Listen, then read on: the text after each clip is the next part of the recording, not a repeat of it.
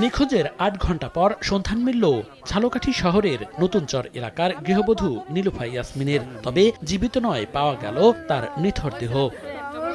স্বজনরা জানান, সোমবার রাতে প্রতিবেশীর বাসায় যাওয়ার জন্য বের হয়েছিলেন নীলুফা ইয়াসমিন। এরপর থেকেই তিনি নিখোঁজ ছিলেন। মঙ্গলবার সকালে বাসার সামনে সুগন্ধা নদীর পাড়ে তার মরদেহ দেখতে পান স্থানীয়রা। খবর পেয়ে ঘটনাস্থল থেকে মরদেহ উদ্ধার করে ময়নাতদন্তের জন্য সদর হাসপাতালের মর্গে পাঠায় পুলিশ। স্বজনদের ধারণা, পরনে থাকা স্বর্ণালংকারের জন্যই হত্যা করা হয় ওই নারীকে।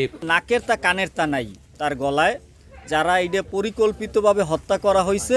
সকালে চুয়াডাঙ্গা শহরের একাডেমি মোড়ে বিদ্যুৎ বিভাগের পরিত্যক্ত কোয়ার্টার থেকে দুর্গন্ধ পান স্থানীয়রা। খবর পেয়ে পুলিশ ঘটনাস্থল থেকে সাগরের অর্ধগলিত মরদেহ উদ্ধার করে। পরে ময়নাতদন্তের জন্য মরদেহ সদর হাসপাতালের মর্গে পাঠানো হয়। এছাড়া নারায়ণগঞ্জের সোনারগাঁয়ে প্রতিবন্ধী চালককে হত্যা করে অটোরিকশা ছিনতাই করে নিয়ে গেছে দুর্বৃত্তরা। সোমবার দুপুরে ব্যাটারি চালিত অটোরিকশা নিয়ে বাড়ি থেকে বের হওয়ার পর রাতে আর বাসায় ফিরেননি তিনি। মঙ্গলবার সকালে রাস্তার পাশে তার মরদেহ পড়ে থাকতে দেখেন স্থানীয়রা। মনিরুজ্জামান প্রান্ত, সময় সংবাদ।